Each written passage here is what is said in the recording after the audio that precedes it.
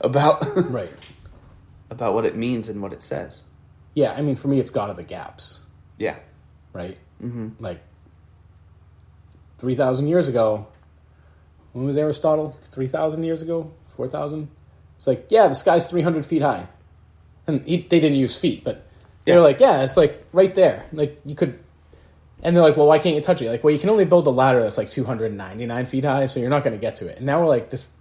It's actually pretty high, but it's not when you look at the scale of the Earth. Like, it's like this really thin blanket. That just made me think of the Tower of Babel. Like, maybe that was about, like, you're never going to get there. I mean, there's some, like, ancient Hebrew wisdom there that's, like... Yeah, and I guess, like... Pre-Aristotle, they're like, actually, it might be infinite. Yeah, where I would, from where I would come from. And, like, some of those stories, gosh, even when I was a pastor, was so hard because I had a physics background. Mm-hmm. And, like, they built a tower, it was, like, 10 cubits high. And you're like, we have skyscrapers. Yeah. Right. Right. Why isn't God destroying? Like, we're way higher than they were. Well, I don't think it was just like God didn't like the building. It was obviously the motives for why they were building it, but also a commentary about also a commentary on globalization, which is just leave. We actually we have less languages today than we did 100 years ago so it's like. Yeah. Reverse Tower of Babel happening. Yeah.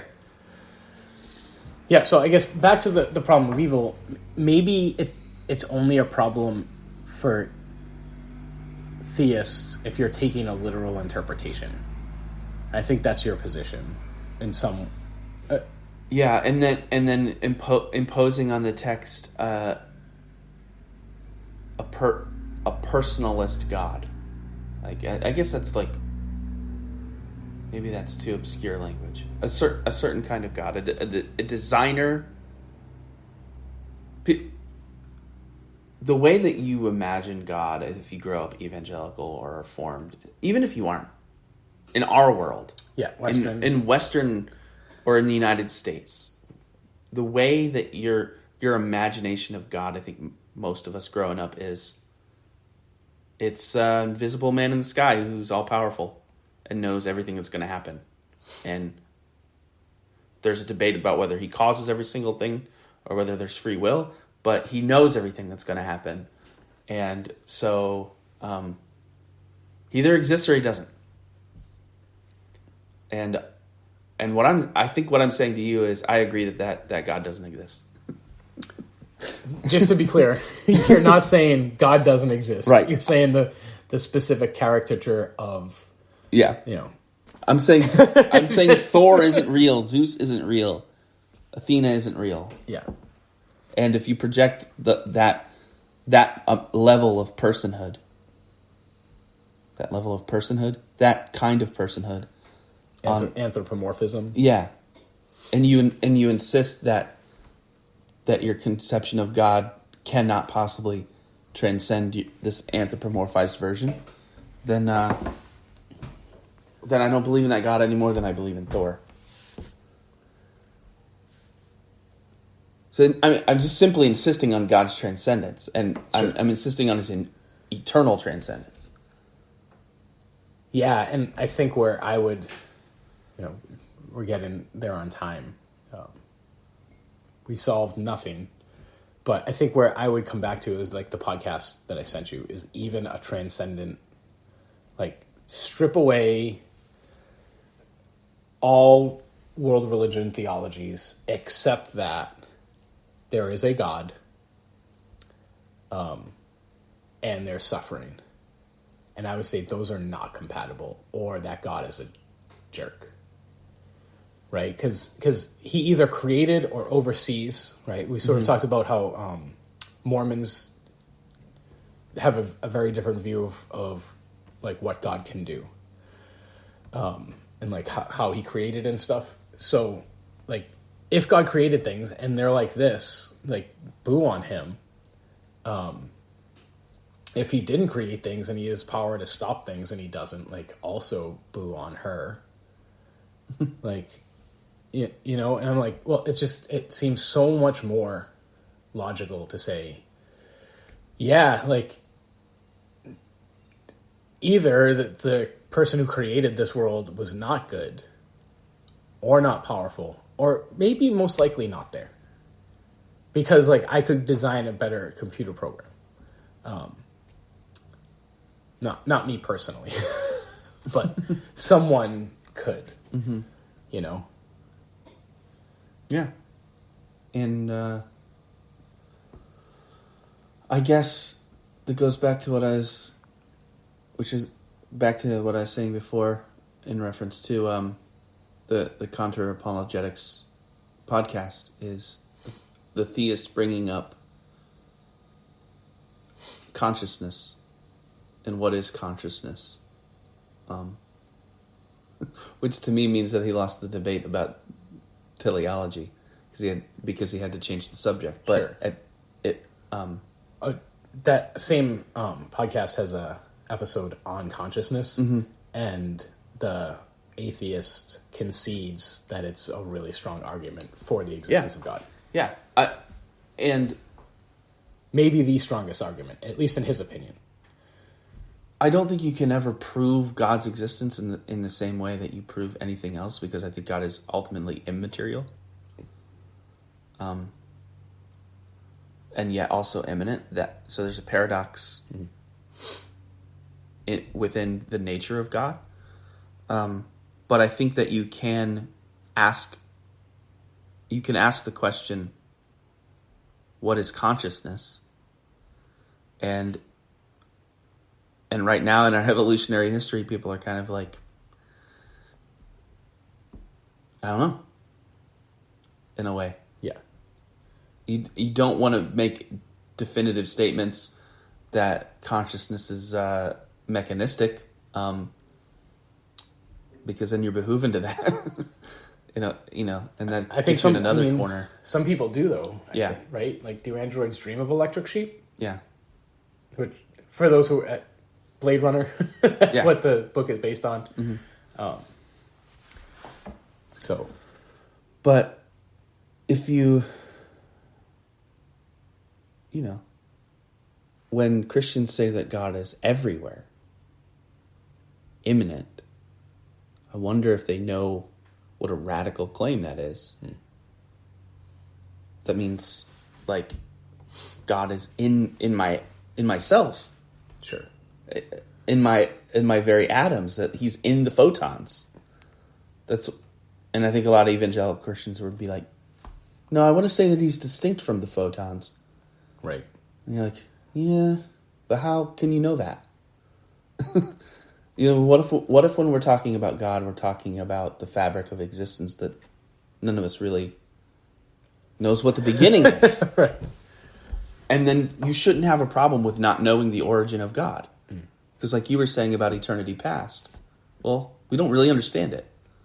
So, okay, we don't understand what God is. Fine. What I said in the next episode that gets published. That doesn't prevent me the freedom of going to church and willfully anthropomorphizing the ineffable. That was a mouthful. I feel like people are going to have to get a dictionary for this episode. Yeah, I think I have to get a dictionary. One thing I appreciate is how well read philosophically and theologically you are. Like, you're like this person says. I'm like, I don't know. Well, it goes... Now, granted, I've been out of any sort of theism for almost a decade, so the books that I choose to read are not the same books that I think you would choose to read at this point. So right, like when you get on your stuff about multiverse and stuff, I just I think I catch about 30% of it. I smile through 100% of it, but I mean, to be fair, Einstein said if you understand relativity, no, it wasn't Einstein. Feynman said if you think you understand quantum mechanics and relativity, you're more lost than you believe. Right. It's like, right. They're like, yeah, this stuff is like way beyond comprehension. And I think maybe what you're saying, or what I hear you saying, is God's not the boogeyman in the sky. He's the thing by which everything derives and is sustained and held together. Yeah. Yeah, and then the Christian claim that, like, Jesus is the man, the Son of Man, who also sustains all things. The second Adam, Adam A-D-A-M. Yeah. We said Adam A-T-O-M a bunch of times. Is just a fascinating claim. That I think human beings are divine, and Jesus was divine, and there's this connection that he makes between God and ourselves, and now we're part of that which is the thing, that the glue that's sustaining the universe. I don't think it doesn't crash any cosmology. It's a subjective claim. Jesus is God. If you're thinking about God the way I'm thinking about him, which is just like the unexplainable thing that holds everything together. And Paul actually says that's exactly who Jesus is. Right. Yeah, I would say it's the Higgs field. That holds everything together. I'm really glad that we solved the problem of evil. Yeah. Yeah. I don't even know how much we got to the problem of evil. Now it's a big thing. Now I know why I don't have to punch you in the face. Because you don't want to? There you go. Because I don't want to. Wasn't that... No, that was the first podcast we recorded. I'm like, I sin as much as I want to in atheism. Like, right? Guys, listen to this in whatever order you want to. Any final thoughts? No. Do you have any? I mean, I think we've said it, right? I'm like, animal suffering and suffering proves God doesn't exist. You're like, yeah, I don't think so. Yeah. Yeah.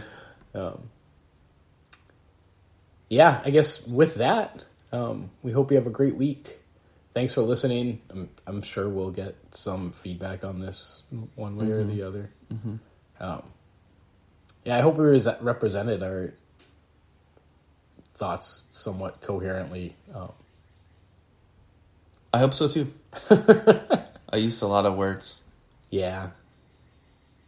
All right, guys. Well, thanks for listening. Like, share, forward, email us at notquitereligious@gmail.com. You can find our Instagram at NQReligious and Facebook page and Twitter, although we don't really use Twitter that much, especially Musk does not own it, by the way, which we had theorized in a previous podcast that he would, but it seems like he just wanted to tank the the value of the stock.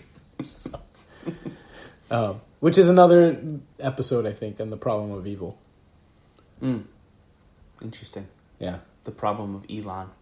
With that, have a great week.